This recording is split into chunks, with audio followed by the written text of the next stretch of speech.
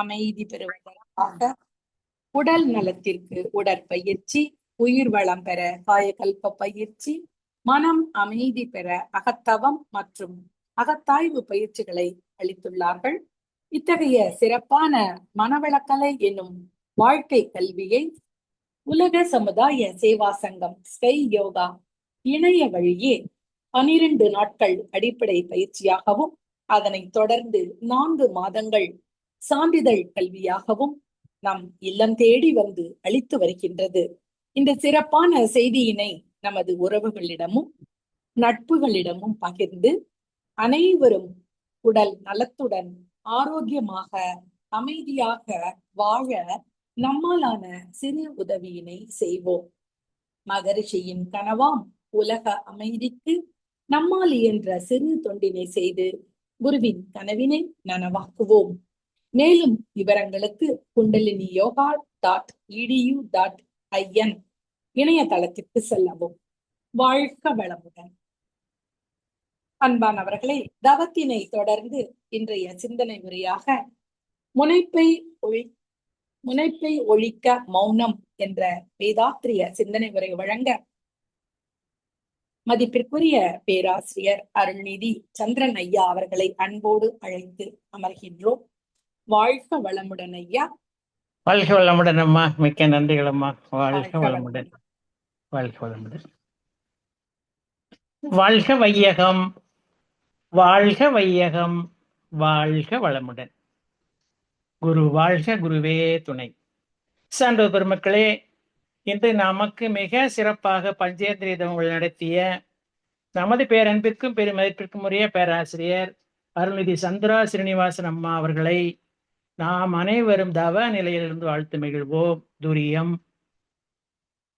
பேராசிரியர் அருள்நிதி சந்திரா ஸ்ரீனிவாசன் அம்மா அவர்களும் அவரது அன்பு குடும்பமும் அருள் பேராற்றல் கருணையினால் உடல் நலம், நீளாயுள், நிறை செல்வம், உயர் புகழ், மெய்ஞானம் ஓங்கி வாழ்க வளமுடன், வாழ்க வளமுடன், வாழ்க வளமுடன். மிக்க நன்றிகள் அம்மா. வாழ்க வளமுடன்.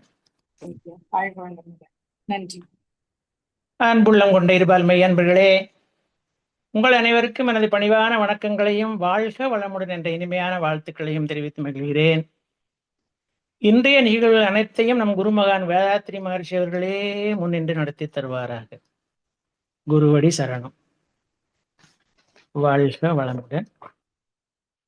இறைநிலையோடு எண்ணத்தை கலக்கவிட்டு ஏற்படும் ஓர் அமைதியிலே விழிப்பாய் நிற்க இறைநிலையே தானாக உணர்வதாகும். நித்தம் நித்தம் உயிர் உடலில் இயங்கும் மட்டும் உறைந்து உறைந்து இந்நிலையில் பழகி கொள்ள உலக இன்பங்களிலே அளவு கிட்டும். கரை நீங்கி அறிவிமை பொருளாய் நிற்கும். கரைந்து போம் தன் முனைப்பு காணும் தெய்வம்.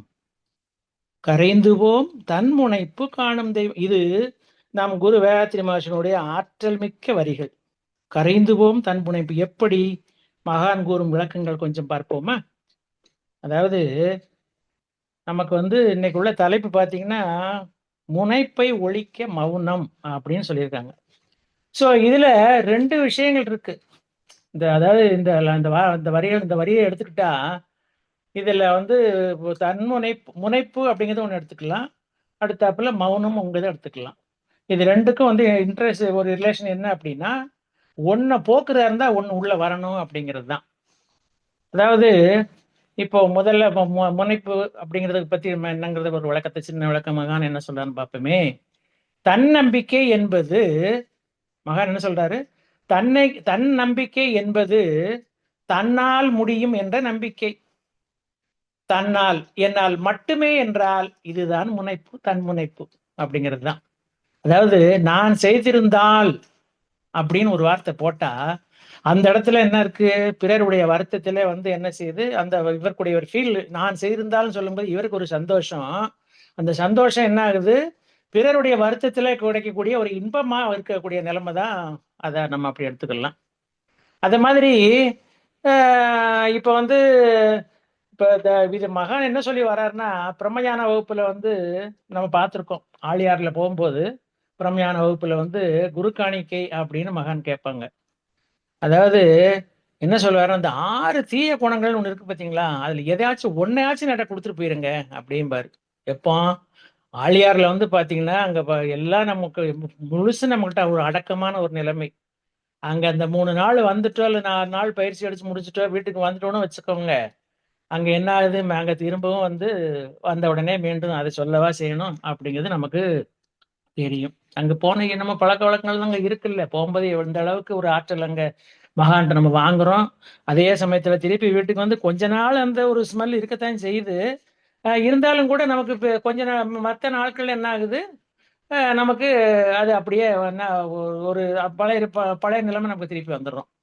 இப்ப இதுக்கு இப்ப என்ன மகான் சொல்றாருன்னா, இதுக்கு வந்து இந்த இப்ப இப்ப இப்ப அதாவது முனைப்பு போக்குறதுக்கு என்ன எப்படி லிங்க் பண்றாரு மௌனத்தை பத்தி என்னங்கிறத நம்ம கொஞ்சம் பார்க்க போறோம். அதாவது அஹ், இப்ப மௌனம் அப்படிங்கும்போது என்ன சொல்றாங்க அப்படின்னா, இத வந்து நமக்கு கேள்விப்பட்டிருக்கோம். இந்த நாக்கு மூக்கு இந்த ரெண்டு இருக்கு பாத்தீங்களா, இது ரெண்டுமே வந்து பாத்தீங்கன்னா நுண் உணர்வு பெற்றது அப்படிங்கிறது தான். இதுல நாக்குக்கு சுவை இருக்கு, மூக்குக்கு வாசனை இருக்கு. இவை ரெண்டுமே வந்து நமக்கு வேணும். அப்ப இந்த ரெண்டும் இப்ப இருக்கக்கூடிய தன்மையில என்னுடைய செயல்பாடுகள் வேலைப்பாடுகள் பார்க்கும்போது இது சீராக ஓடிச்சுன்னு சொன்னா அதுல ஜீவகாந்த பெருக்கு நமக்கு வந்துடுது. அதே ஜீவகாந்த பெருக்கு என்ன ஆகுது, அளவு முறையோட அந்த நாக்கு மூக்கு இருக்கக்கூடிய காலகட்டத்துல ஜீவகாந்தம் நமக்கு இருப்பு நிலையா நமக்கு ஆயிடுது. அந்த வகையில அது உதவுறது தான் நமக்கு வந்து இந்த மௌனம் அப்படிங்கிறது. இப்போ தெய்வம் ஆலயத்துக்கு நம்ம போறோம். அதுல என்ன வாசனை வருது அப்படின்னா, ராமகிருஷ்ண பரம என்ன சொல்றாருன்னா, தெய்வ ஆலயத்தில் எவன் ஒருவன் தெய்வத்தை காண்கின்றானோ அவன் உலகில் தெய்வத்தை காண முடியும் அப்படிங்கிறாரு ராமகிருஷ்ண பரமஹம்சர். ஆக நமக்குள்ள வந்து நாமே வந்து மன அலைச்சூழலை வந்து குறைத்து கொண்டிருப்பது தான் வந்து மௌனம் அப்படிங்கிறது நமக்கு மகான் சொல்லக்கூடியது. இந்த வகையில இந்த ஒரே ஒரு சின்ன உதாரணத்துக்கு இந்த வாக்கு மௌனம் அப்படின்னு நம்ம கேள்விப்பட்டிருக்கோம். அதை பார்த்தா அதாவது ஒருவர் கத்தி பேசுறது, மற்றவர் வந்து அமைதியா இருக்கக்கூடியது.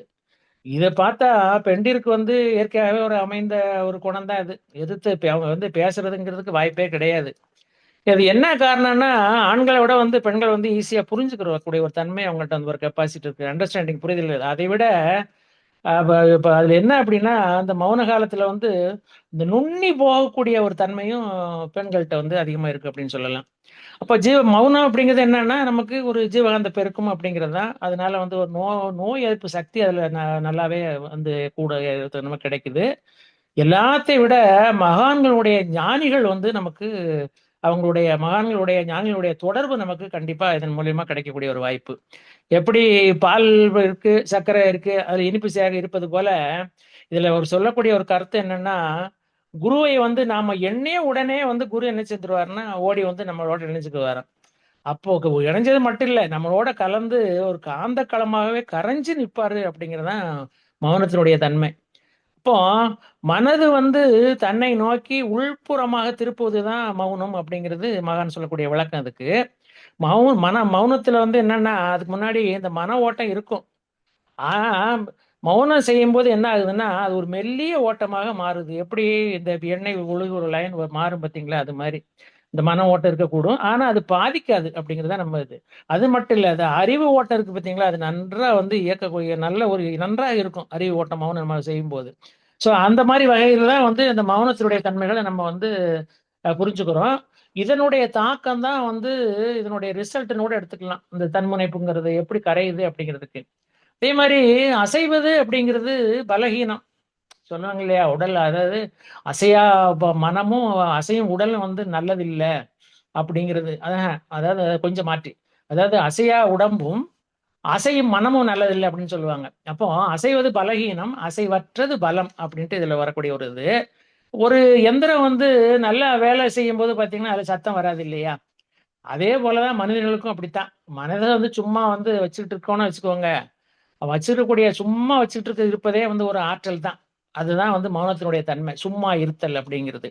சோ அது மாதிரி இன்னொரு இடத்துல வந்து மகான் என்ன சொல்றாங்க அப்படின்னா, இந்த இருப்பு நிலைன்னு சொன்னோம் பாத்தீங்களா, மௌனத்தினோட எப்படி ஜீவகாந்த ஆற்றல் இருப்பு நிலை ஆகுது பாத்தீங்களா, இருப்பு நிலை சித்தியானால் வெறுப்பு நிலை குறையும் அப்படிங்கிறாரு.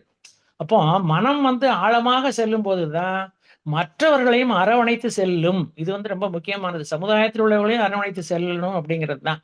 அதே மாதிரி இப்போ இந்த தன்முனைப்புன்னு வரக்கூடிய காலகட்டங்கள்ல ஒரு சின்ன உதாரணங்கள்லாம் பார்த்தா, ஒரு ப்ரொமோஷன் வருதுன்னு வச்சுக்கோமே, நம்ம விட வந்து மற்றவங்களுக்கு கிடைச்சிச்சுன்னா அதுல வந்து அந்த ஒரு சின்ன ஒரு பொறாமை குணம் தான். அங்க வந்து குரோதம் கூடாது அப்படிங்கிறத நம்ம இதுல புரிஞ்சுக்கிற வேண்டியது. இதுதான் நமக்கு மகான் சொல்லக்கூடிய ஒரு வழிகாட்டுதல் நம்ம எடுத்துக்கலாம். ஸோ அதை போல இப்ப மனமும் வந்து இறைநிலையும் என்ன ஆகுதுன்னு கேட்டிங்கன்னா, இந்த மௌன காலத்துல வந்து அப்படியே இணைப்பு ஒரு இணைப்பு பாலம் மாதிரி நமக்கு அது ஏற்பட்டு போகுது. ஓ! அது மாரி அத நம்ம உள்ள மனசுக்குள்ள என்ன இருக்கோ, அதை வந்து அந்த இறைவனானவன் எடுத்து நம்மட்ட காட்டுறான் அப்படிங்கிறது தான் அந்த மௌனத்தினுடைய சிறப்பு. மனதின் மறுமுனை தானே தெய்வம் அப்படிங்கிறது நம்ம ச க க மகான் சொல்லியிருக்காரு. அந்த மறுமுனையான தெய்வத்தை இணைக்கக்கூடியது தான் வந்து இந்த மௌனம் என்கிற ஒரு ஆயுதம் நம்ம எடுத்துக்கலாம். அதுபோல கைகளை வீசினால் காற்று அதாவது இது வந்து வள்ளல் பெருமான் சொல்லக்கூடியது. கைகளை வீசினால் காற்றுக்கு கூட வலிக்கும் என்று நினைத்து கைகளை கட்டி நடந்தவர் தான் இந்த வள்ளல் பெருமான். ஏன்னா அந்த அளவுக்கு வந்து அந்த கைகளுக்கு கூட ஒரு அமைதி நிலையை கொடுக்கக்கூடிய தன்மையில் இருந்தவர் தான் வள்ளல் பெருமான் அவர்கள். அதே மாதிரி அறிவு வந்து அசைவற்று இருக்கும் பெரும் ஆனந்தம் பொங்குதங்கே அப்படின்னு சொல்றாரு பாருங்க மகான் நம்மளுடைய குரு வணக்க பாடல்ல. அந்த வகையில பார்க்கும்போது இந்த மனம் மட்டும் அசைவற்று இருந்தா அசைவற்று இருக்கும்போது அதனுடைய எக்ஸ்டென்ஷன் என்ன ஆகுது, அறிவும் வந்து அசைவற்று இருக்கக்கூடிய ஒரு தன்மை கிடைச்சிருது அப்படிங்கிறதுதான்.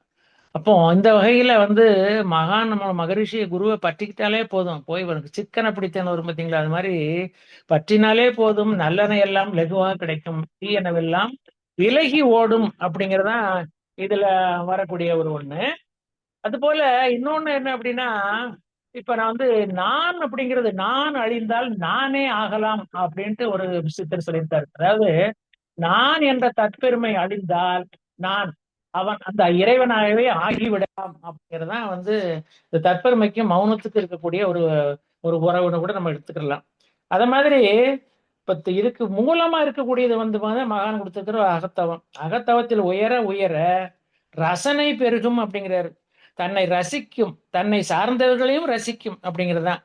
அப்போ குருவினுடைய வழிகாட்டுதல் படி ஆன்மா அறிவு பற்றிய ஆராய்ச்சி கிடைச்சிருது. அங்க வந்து என்ன ஆகுது, நமக்கு இருக்கக்கூடிய துன்ப நிலைகள்லாம் வந்து மாறி போகுது அப்படிங்கிறதா அந்த மௌனத்தினுடைய தன்மைகள். துன்ப நிலைன்னு மாறும்போது இந்த தற்பெருமை அப்படின்னு சொல்லக்கூடிய முனைப்பு இருக்கு பார்த்தீங்களா, அந்த முனைப்பு சேர்ந்ததுதான். அது முனைப்பு இருந்தாலே அங்க துன்பம் தான், துன்பமான ஒரு உணர்வு தான்.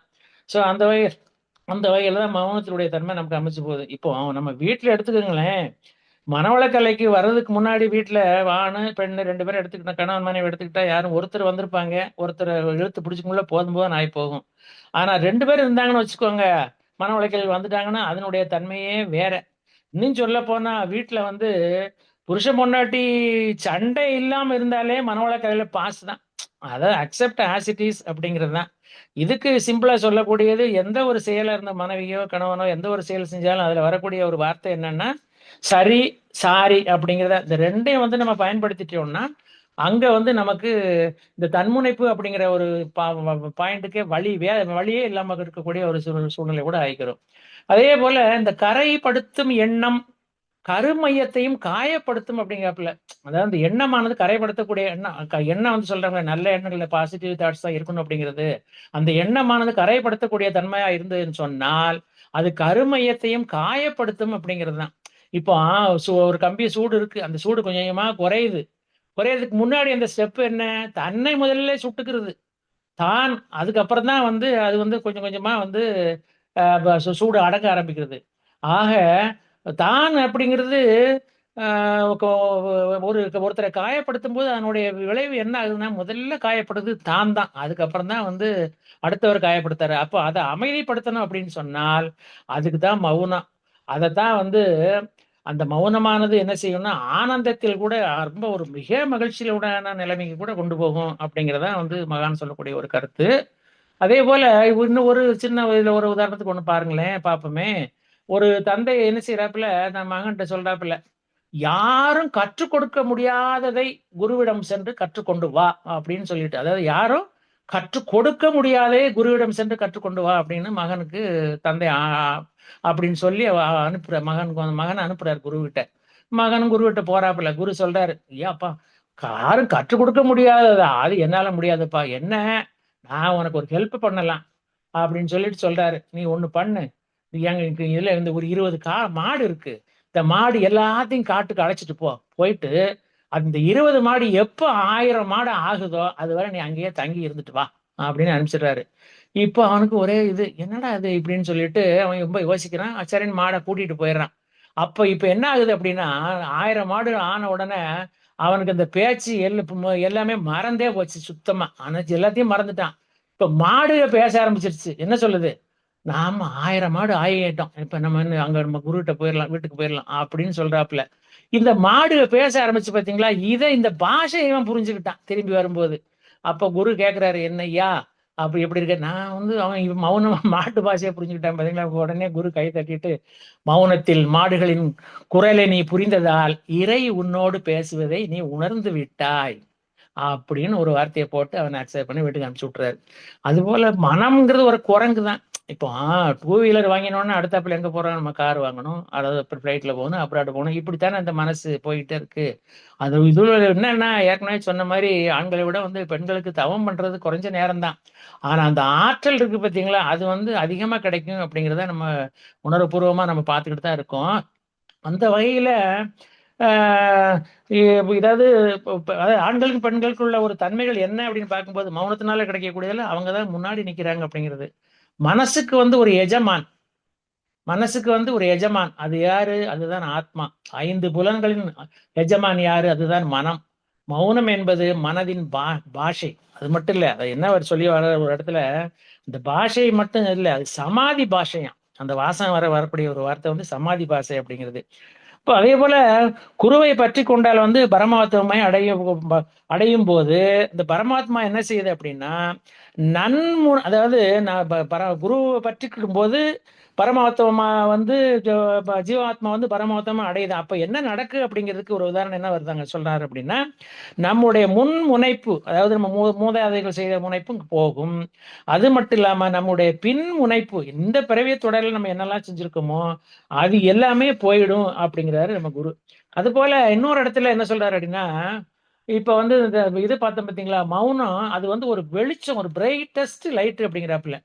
இதை நாம நமக்குள்ளேயே தரிசிக்க முடியும் மௌன காலங்கள்ல அப்படிங்கிறதா. துன்பங்களை அதை அப்படியே புதைச்சிடலாம் அப்படிங்கிற வாசகத்தை கூட ஒரு இடத்துல யூஸ் பண்ணியிருக்காங்க. உணர்ச்சியை பூட்டியும் வைக்கலாம் அப்படிங்கிறதா இதனுடைய ஒரு தன்மை. பேசாத ஞானியை உலகம் வணங்குகிறது. பேசுபவன் விதைக்கிறான், பேசாதவன் அறுவடை செய்கிறான். இதையும் நம்ம ஒரு இடத்துல இந்த இடத்துல புரிஞ்சுக்கணும். அது போல இன்னொரு இடத்துல இப்ப பாருங்களேன், நம்ம கடந்த காலங்கள்ல கடந்த டிசம்பர் பாருங்க, 2025 மாசம் முழுக்க 1ஆம் தேதி 31ஆம் வரைக்கும் நம்ம எல்லாருமே நம்ம ஸ்கை டிஜிட்டல் சொல்யூஷன், இந்த ஸ்கை ஆன்லைன்ல மௌன நண்பர்லாம் ஏற்றோம். அதனால நமக்கு கிடைச்ச நன்மைகளை நம்ம வாயால சொல்லி முடியாது. அந்த அளவுக்கு அதனால நன்மைகள் நமக்கு கிடைச்சது.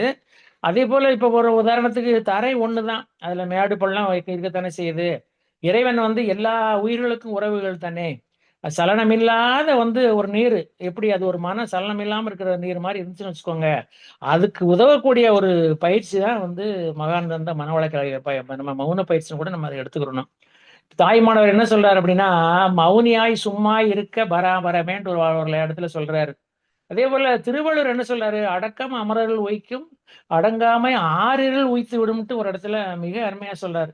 அவர் அது மட்டும் இல்லாம வள்ளுவ பெருந்தகை என்ன சொல்றாரு அப்படின்னா, அதாவது யாகாவர் ஆயினும் நாகாக்க, இந்த நாகாக்கிறதுங்கிறதே ஒரு மௌனத்தினுடைய தன்மை தான். ஒருவன் தான் எப்படிப்பட்டவனாக இருந்தாலும் தனது நாக்கை பேச்சின் தன்மை காக்க வேண்டும், இல்லை என்றால் சொற்குற்றத்தால் துன்பம் அடைய நேரிடும் அப்படிங்கிறத அழுத்தம் திருத்தமா சொல்றாரு வள்ளுவ பெருந்தகை.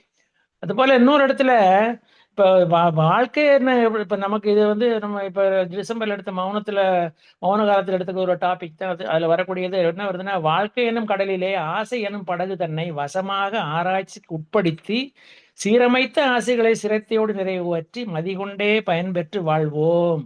எப்போ மௌன பயிற்சி நம்ம கரெக்டா தவறாம செஞ்சு வந்தோம்னா இந்த தன்மை நமக்கு கிடைக்கும் அப்படிங்கிறது தான்.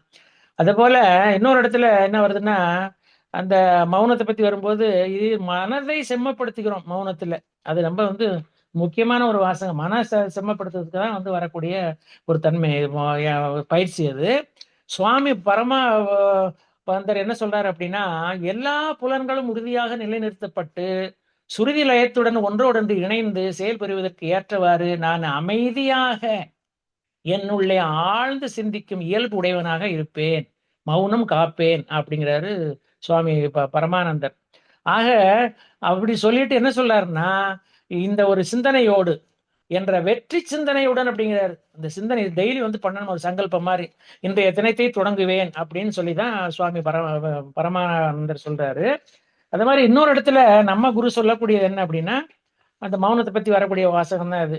அதாவது ஒரு முறை புத்தர் வந்து புத்தர் சம்பந்தப்பட்ட ஒரு கதையை கூட நம்ம உதாரணத்துக்கு எடுத்துக்கலாம். ஒரு முறை புத்தர் தனது சீடர்களோட சென்று இருக்கும்போது எதிரில் வந்த ஒரு பெண்ணை புத்தரை தகாத சொற்களை கொண்டு நல்லா திட்டுறாரு. அதை கேட்டு எதுவும் சொல்லாம மௌனமாக புத்தர் அந்த பெண்ணை கடந்து அப்படியே போயிடுறாரு. உடன் வர சீடர்கள் புத்தரிடம் என்ன சொல்றாரு, புத்த பெருமானி, அந்த பெண்மணி உங்களை எவ்வளவு மோசமாக திட்டி நீங்கள் மறுத்து எதுவும் சொல்லாமல் அறிகள் என்று கேட்கறதுக்கு புத்தர் என்ன சொல்றாரு, இங்க பாருப்பா, ஒரு பொருளையும் கொடுப்பதற்கு யாருக்கும் அனுமதி இருக்கிறது, யாருனாலும் யாருக்கும் கொடுக்கலாம். ஆனா அதை பெற்றுக்கொள்வதும் மறுப்பதும் நமது இஷ்டம்தான்.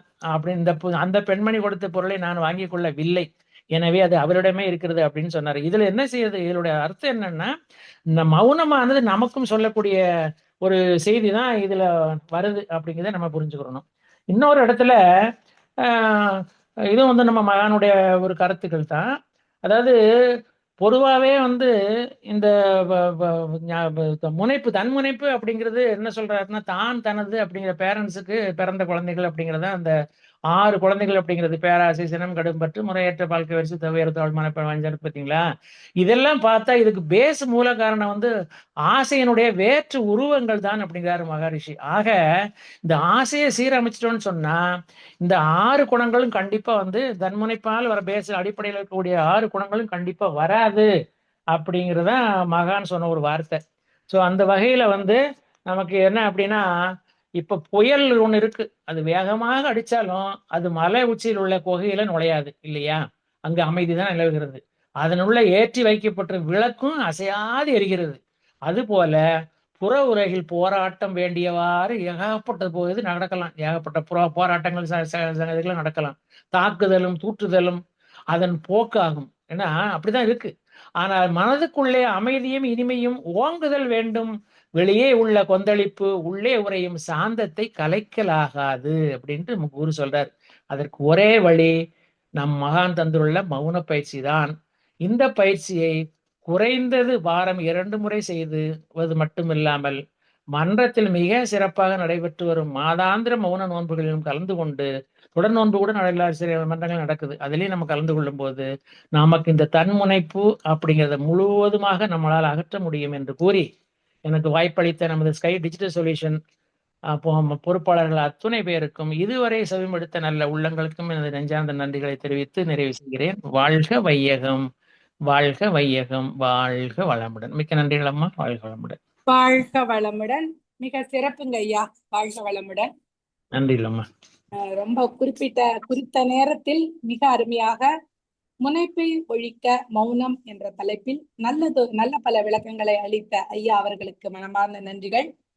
வாழ்க்கை இனிமையாக இருக்க தன்முனைப்பை அறவே ஒழிக்க வேண்டும், அதற்கு மௌனமே சிறந்த மொழி என்பதையும், மௌனத்தில் இறை பேசுவதை உணர்ந்த குரு சீடன் கதை, மேலும் மகான் கவிகள், தாயுமானவர், திருவள்ளுவர் என பல்வேறு உதாரணங்களோடு முன்முனைப்பு பின்முனைப்பு எல்லாமே மௌன காலத்தில் போகும் என்பதையும், மௌனம் என்பது மனதின் சமாதி பாஷை என்பதையும் மிக அழகாக எடுத்துரைத்த